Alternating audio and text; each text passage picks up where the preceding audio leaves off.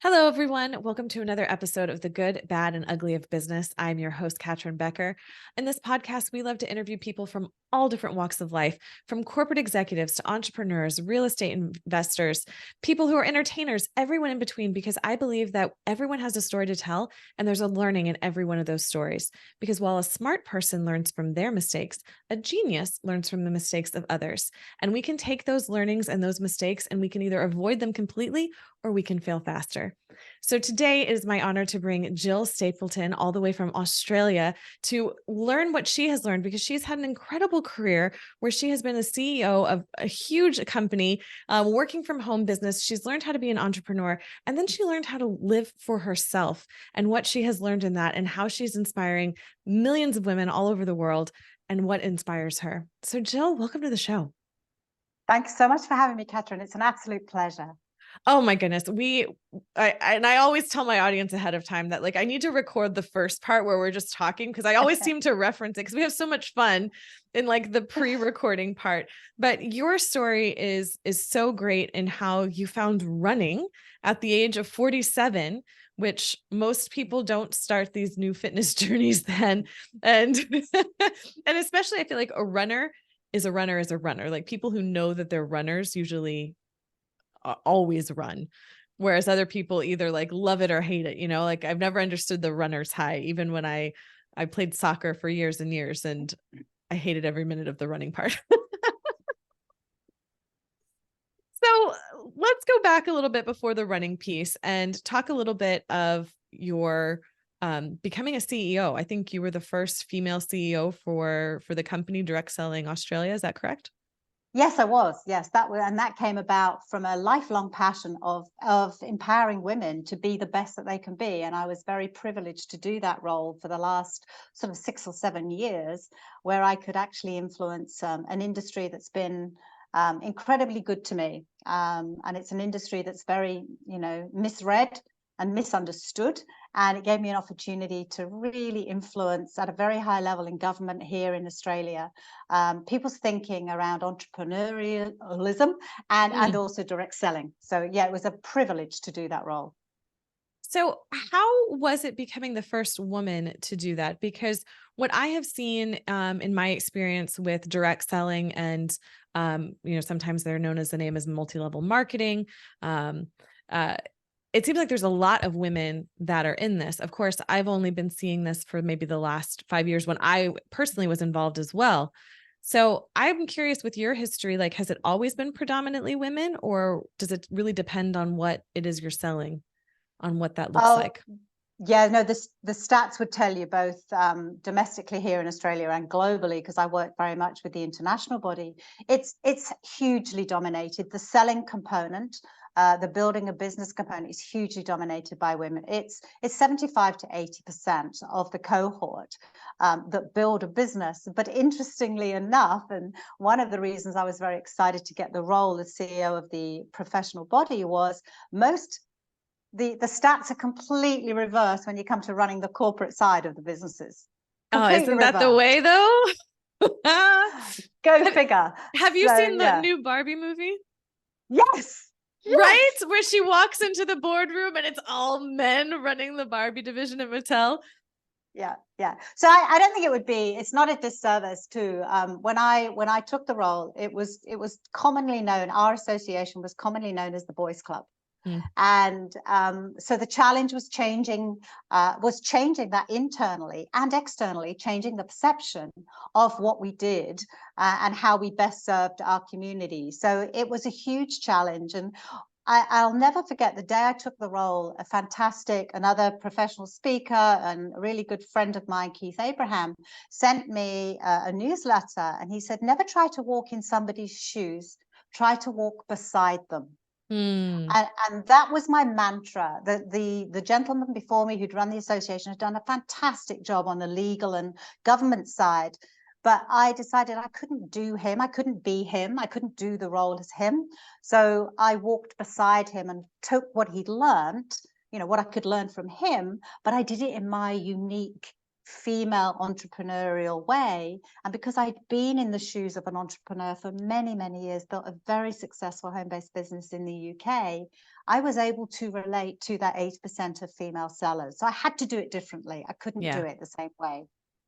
And isn't that the scary thing when you're standing kind of at that ledge of this is the way it's always been done, but you know deep down in your soul that that's not totally aligned for you and your journey and your path, and having the courage to say, this was great and my way is great too. Yeah. It's like jumping off a waterfall and inventing the water on your way down. You just have to leap and know as long as you know you're doing it, you're doing the right thing for the right reasons and you're being authentic. And I made mistakes in that first year, all the time. But as we said in the pre-record, you have to just fail fast. I went, oh, maybe that's not so good. And I was never afraid to admit that I'd done it wrong, because I knew I had the industry experience. I had the passion for entrepreneurs. I knew what they needed. And but yeah, I failed a few times. So I mean, that's what we do. You have to learn, right? I mean, I think of, children, if when the baby's starting to crawl and starting to walk, the first time they fall, they're like, well, this walking thing, it's not for me. Right? Not for me. And of course you can't run until you can walk. And let's segue into all of a sudden at the age of 46, 47, thinking, I'm going to become a runner. Yeah. Well, I don't know that I thought I was going to become a runner, if I'm honest. I went into running because I moved to Australia in the year 2000 with a 10 and a 12-year-old. And my husband and I dedicated the next few years to ensuring life here in Australia was going to work. We both had busy careers and wanted to make sure the children were really settled. And in Australia, every Saturday is taken up with school sport. Who knew you drove around all day Saturday, driving your kids to different sports? And I suddenly reached a point where they didn't need me as much. And I realized I was missing my social giving. I'd helped out a lot in my village in the UK. I'd been on several committees. I realized that part of me was missing. Am I doing something for somebody else, that bigger purpose? And I went to this running club because they were going to teach me to run if I paid or if I raised money to help cancer research. And that appealed to me. I went, oh, I can do something for me, but I can also do good for others. And so for 3 months, I just signed up for a 3-month program to train to run. At that time, it was a 9K run. I felt like I was going to train to climb Everest. It was so beyond what I thought I could do. And even when I'd done it 3 months later, I didn't call myself a runner. It took ages to call myself a runner. And even now I look in the mirror and go, is that me? I don't feel like a runner, but I am a runner. Well, and you've graduated from doing, the 9K, the 10K into marathons. Yeah, who knew? And that's because I met such a community, and that's why entrepreneurialism, direct selling for me, it's the passion of community. I met this community of women particularly, and some of the guys who were just such fun to hang out with. And, we did the 10K race, and Helen, my girlfriend, and I talk about her in my book, we got this medal around our neck and we felt like world champions. We were on a podium. We're like, yes, we can do anything. And from there on in, we sort of, we did this journey together of running and decided that, yeah, we can run a marathon. Sure. Who can't? So yeah, at the age of 49, I crossed the line of Paris Marathon. Because if you can only ever do one, you go do Paris, like, right? Of course. And because I really did think I would only ever do one. And so we decided it was going to be one. We were both workaholics. And so we thought if we were going to do one, it had to be fully committed. So we jumped in, we booked flights for ourselves and our husbands. So then, we'd invested a lot of money. And so we had to invest the time to get ready. And that for me is the goal setting, the mindset of, sometimes I have to do a bigger goal because the smaller one I might give up on. But when it's, when I've thrown money in it and booked the flights and my husband's like, what? It's like, yeah. Surprise. surprise, we're going to Paris. And so for me, it's always been about shooting for rockets. As an entrepreneur, you always have to shoot higher than you think you can go. Because then if you shoot higher, you'll always get this goal, but then you may just, shoot for the moon, you'll end up in the stars. It's always been my way of doing it, and that's how I've built businesses. Well, I like to think of it as having like the big vision, what's that why that you're going for? Because when you have that why locked in, you can overcome any sort of inertia that, holds you back. I like to call it the inertia of comfort, that prevents you from moving forward because you have that big why. And I think so many times people get really locked into the what they're doing or the how that they're doing it, that they lose that why piece of, what that goal is. Like for you, it was going to Paris, but you could have easily gone to, the Boston Marathon, which is another, which I did. Yeah. Why not now, right? Absolutely. Yeah. I love that. So I love that, setting those big, scary goals and doing it anyway, and facing that fear. I mean, you must have had moments where it was like, I don't think I can do this. Or did you never and just were like, nope, I'm doing it? No. Do I look like a marathon runner? No. I had many moments like that. A lot of it was mindset. And I mean, I often attribute my success at running, and I have been successful in running. In my eyes, I'm never going to break world records, but I've completed all of the iconic marathons around the world, particularly the ones in America. But it's all about mindset, the whole training, the 15, 20 weeks of training. Every time I finish a training run, I see myself on the finish line. I saw myself crossing the finish line in Central Park of New York. I saw myself in Boston crossing the iconic finishing line there. And direct selling taught me that. They taught me that whole personal development, you've got to literally ooze belief. And you need that, especially in a marathon. When you hit that wall is real. They talk about the wall in running a marathon. It's real. Yeah. And that's when you have to, it's a mental thing, not a physical thing. People go, I don't know how you run 42. I think I probably ran around 30 before, and that's in kilometers. That's in kilometers, not miles. I'll quickly say, but it's around the 20-mile mark for your audience, that it's nothing to do with the physical. It's all mindset. It's all mindset. You've seen yourself crossing that line. You can do it. And it literally then becomes mind over matter. Well, and the thing that's come up a lot for me recently is there was something that popped up on social media where it was an image of a woman like sitting on someone's shoulders at a rock concert, and there were two bald guys behind her, and so the placement of their heads made it look like her butt was bare and large and very, very much there. And it's really got me thinking on how much our mind plays tricks on us. Like our mind is our biggest strength and also our biggest weakness. And if we can't think and imagine ourselves being there, the likelihood that we'll get there is so low. There's definitely a correlation to that, and being able to overcome that wall, because our mind is saying we can't do this. Yet people who have done it and completed marathons, and it's possible. So I think there's a big thing there between possibility and belief. Yeah, I agree. And I think a lot of the training I've done in work, both in all of my jobs, and I started off as a teacher, and you have to learn how to overcome some of these barriers. And running particularly has taught me that you just never know what's going to happen. You have to literally be ready for anything. Like when you walk into a classroom of 30 children, you never know what's going to happen for the next hour. But I think for me, in every marathon I've run, and it's 12 to date, something different has happened in every marathon. Something iconic, something that, people think that running is about training to run the distance. But every marathon that I've completed has had a different event in it. So you can't train for that. You can't plan for that. And it's like life. You can't plan for it. None of us planned for the last few years.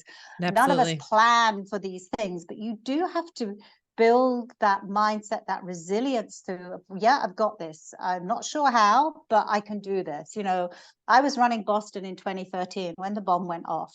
Now, I can't plan for that. I Are you couldn't train for serious? that. Yeah. I was 700 Chill. meters from the 700 meters from the finish line in Boston. Oh my gosh. And it was such a humbling privilege. Now, you know, I talk about it in my book, but it was scary. Trust me, it was scary, because you said about your mind playing tricks on you. We had no idea what was going on. As a runner, you didn't know what had happened. Yeah. And so much happened that day. And it's, you know, my husband and David, Helen's husband, were at the finish line. We thought they were at the finish line. Then we heard there was a bomb at the finish line. And we're like, it's not about us, it's about them. This whole mind game thing. And everybody was fine. It was a very happy ending. We didn't finish the marathon, obviously. And at the time, that was all we were worried about. And then suddenly you go, hang on a minute. Yeah. Get a hold of yourself. This is not about you. This is about, but you know, you deal with it. You then go, okay, you know, this is way bigger than me just finishing and getting a medal in my hand. This is way bigger than that. And the privilege of being there on that day led to us being invited back to run going back to do it all over again next year. And sometimes, you know, that was a huge, you know, to dig deep, to go back, to do it. But we had to do it for the good of the Boston community, because Boston were really worried nobody would ever return. Who does, you know, that was their biggest fear. And so we had to overcome all of those, and we had to run past the place where we'd stopped. And it was such a privilege to want to participate in that iconic event for, you know, both in 2013 and 14. But the way it set me up for the last 10 years of my life has been an absolute privilege. You know, once I've done that, I'm like, there's nothing I can't do if I choose to do it. It was amazing, amazing privilege. I always think that there's pearls in every situation. I mean, that's how they're there if you look for them. I know, and the benefit and privilege I've had to speak with so many people, and you know, sometimes we talk about COVID and how that impacted their business and how they pivoted, and a lot of people, COVID was the sort of crystallizing event that made them realize they wanted to do something different with their life, whether it was to leave that corporate job and to, you know, try that entrepreneur journey. That's my story too. You know, it was just a moment of pause, which I don't think we give ourselves enough pause. And I love how you mentioned, you know, when you started taking the running journey was in this moment when your children are a bit older, they're more independent. They don't need you as much. And I think for a lot of people, and women in particular, that's a moment where we sit and we look at our lives and it's like, what am I doing all this for? You know, what is this for now?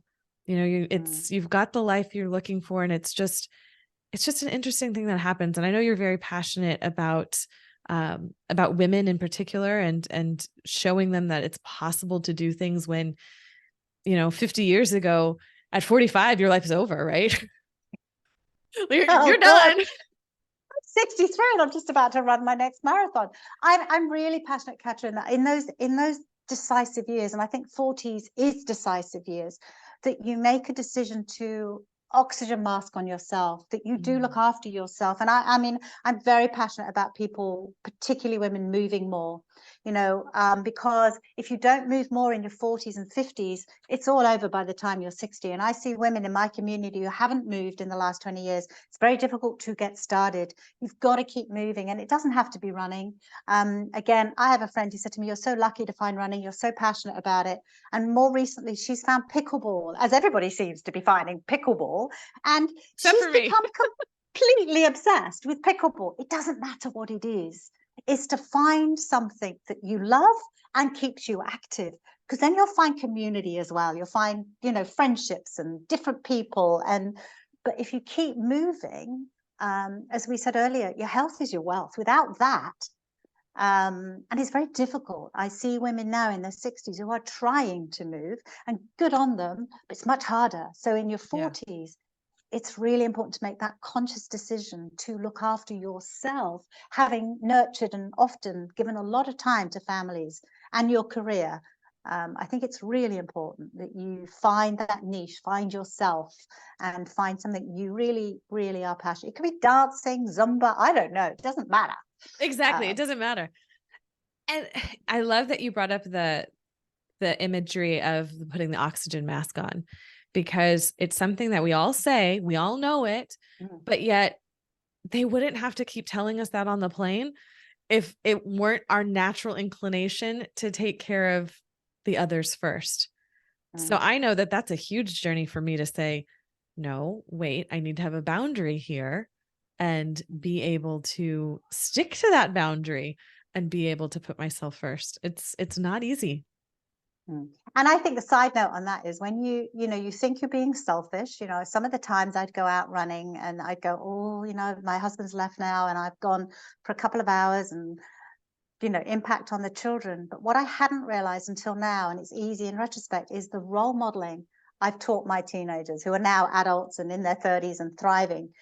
What they were seeing, monkey see, monkey do. They were seeing me put in boundaries. They were seeing me leave my desk and go out running. They became involved in my journey. They ran my 10th marathon with me. Who'd have thought Oh, beautiful. two lazy teenagers would get off their butts and run? They weren't teenagers by then. But you don't realize that in putting your oxygen mask on yourself, you are actually teaching them how to do it too. That you are raising better adults. Gosh, that's beautiful. It's so beautiful. Well, I mean, you've got your 13th marathon happening soon.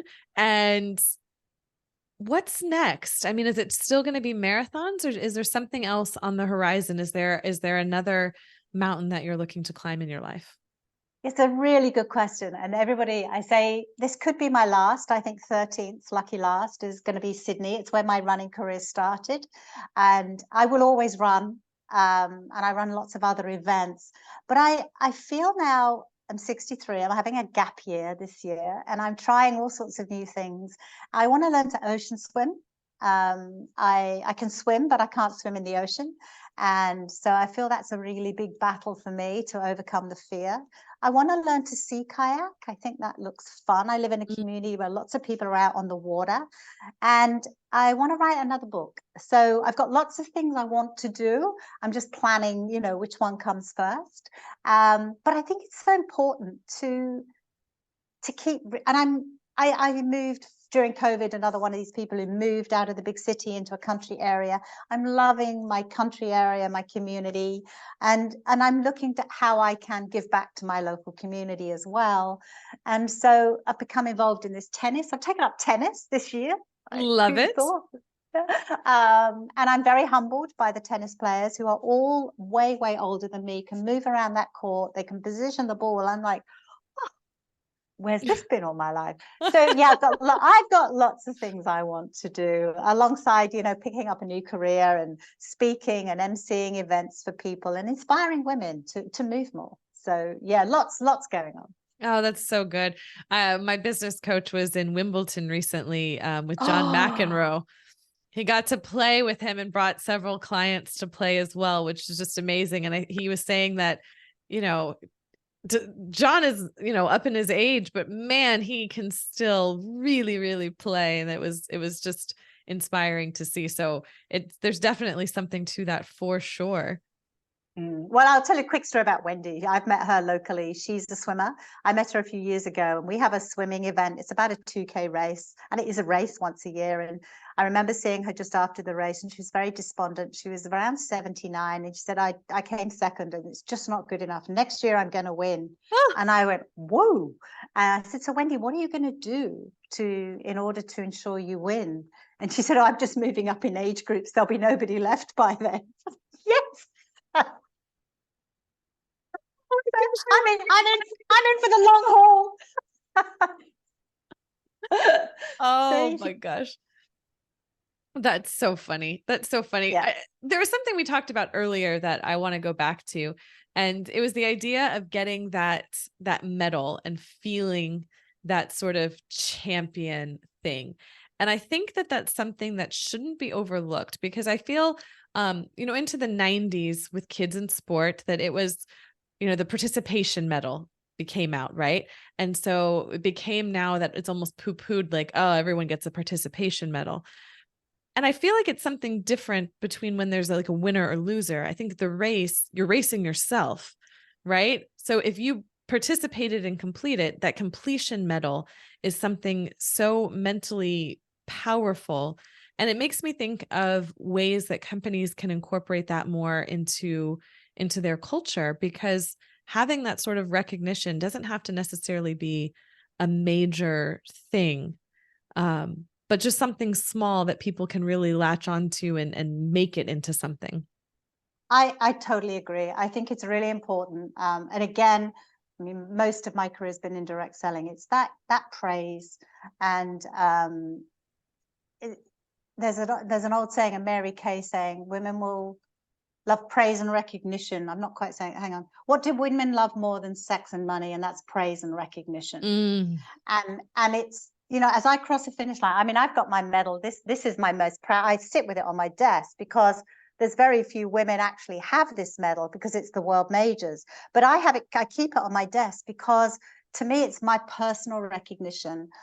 But I've used that in corporate life, in culture, in a simple praise on a Zoom when, especially through COVID, of praising your team for showing up at 9:30 every morning and turning their cameras on and being ready to face the day.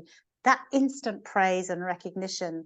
I'll never forget the day I was stood at the Sydney Opera House and that first medal went around my neck. I'd only run 9Ks. I do that in my sleep now. But when I first did it, it was unbelievable. So I've used that very much in my corporate world, of recognizing, you recognize the little things, the things that other people don't see. Yeah. It's critical. It's critical, because then people know their worth. They know they're valued. And there is a different way between how most men and how most women see those things. And so I think it was probably such a great thing for your company to have you as the executive director, as the CEO, to make those shifts, and incorporating that a little bit more, because I don't think men think of it the same way. They don't realize how much it impacts us. They don't realize how much. I mean, in our industry, perhaps more so than others, but, I adopted quite a few. I mean, people look back now and go, oh, wow, I had no idea. Each day I would just ring one of our CEOs up and say, just ring and see how you're doing. It took me 5-10 minutes, handwritten notes. I spent the whole of COVID handwritten notes, posting, mailing out, just lots of little postcards and things like that. It's the little things, when people know how much you value them. What's that other saying? That people don't care how much you know until they know how much you care. Yes. It's just show it. And it's different ways of showing how you care. Yes, absolutely. And it's exactly as you said, it's the things that people don't know that you notice. And that it's like, oh, wow, like I feel seen. And yeah. I mean, what an incredible thing that we struggle with as humans, of feeling seen and feeling heard, and how good that feels to be recognized, and to, because I think there's so much with authenticity where we don't even know who we really are, and being able to show up in that way. Yeah. And you just don't know what's going on in people's lives. And so that being seen and recognizing somebody, even in a coffee shop, make it a point to just say good morning to somebody. You perhaps go out on a walk every day and you see the same people every day, but do you smile and say hello? In the big cities, they don't. In our community, everybody says hello to everybody. You can't get back in your home. Yeah. And it's those things that make you feel so special. Yeah. We live out in the country too. We live out in a rural area, and it's one big lane that all the families live on. So when you're driving on the lane, you know that it's a dead end, that it's only people that live there. So we always wave. It's just the other day we waved to someone. We were walking on the street, we waved, and they didn't wave back, and we were like, oh, I can't believe they didn't wave. But that doesn't happen in cities, and it doesn't happen in all communities. And I think, don't take that for granted. And maybe you can start that in your community, is just waving to people or smiling to people or making a difference. And I've really noticed that post-COVID, the impact of those little things, baking a cake for somebody. I'm a baker. I love to make cakes and I don't want to eat them. So I bake them and give them away. And just those things, you know, bowl of soup to somebody. It's the old-fashioned ways of showing you care, that you're thinking of somebody. And I say I've done that with all my corporate teams, and it's amazing. I'm still in touch with all of them. You know, I love people who worked for me 15 years ago, still call me up. And I think that's the difference between being a female and a male CEO. You can't be friends with the people you work with. You can't. Of course you can. Of course you can if you do it in the right way. The boundaries. Right. And I'm a firm believer that you can be, if you like, friends. It's a very generic term, but if you care enough about people, it doesn't matter. Well, my final question for you is, how do you define success for you? Oh, wow. That's a good question. For me, it's being the best person I can be. You know, if I am the best person I can be, I know I'm good to others. When I'm not taking care of myself, when I'm not in my lane, I'm not great at being a CEO, a mum, a wife. But when I'm in my lane and I know that I'm following my true passion, I'm so much better in all those other roles. And I can inspire others. But when I'm not inspiring myself, how can I inspire others? Oh, that's so good. I love that. Well, is there anything else that you would like to share? And how can people reach you to work out with you? I said work out with you. I meant work with you, but hey, maybe they want to start running with you. I don't know. I'm certainly not a running coach. I can't teach people how to do that. Oh, listen, I just really want to inspire anybody out there. If you're in your 40s and 50s, start moving. That's the message I really is move. You know, find something you're passionate about, that's active, that raises your heartbeat, that you have fun doing, and makes you a better person. And yeah, you can find me on Instagram. I have an Instagram for my book called Running in Circles 42, and it's 42 because it's 42 kilometers. That's how far you have to run. You can find the book on Running in Circles is on Amazon. So Gill Stapleton, and Google me and send me an email, jill.stapleton@gmail.com. There's any number of ways. I'm sure you'll find me. And I will put all of those in the show notes as well, but I just love to give everybody the options for no matter which way they like to, you know, simulate information. Yeah. Well, thank you so much for being here. I know I feel inspired, and I really appreciate you sharing your stories with all of us. Katrin, I really appreciate it. And I hope the ripple effect of what you and I are doing will reach to many, many people out there. And wishing all the entrepreneurs a successful journey. It's not an easy gig, but I tell you what, it's so rewarding. Thank you so much. And to the listeners, thank you so much for being here. If you've enjoyed this episode, please make sure to like, subscribe, and share it with your audience. And if you want more great content like this, please reach out. Is there something you're curious about? Is it a profession, an industry, a specific person? And I'll see if I can get them on the show. Until next time, everyone, take care.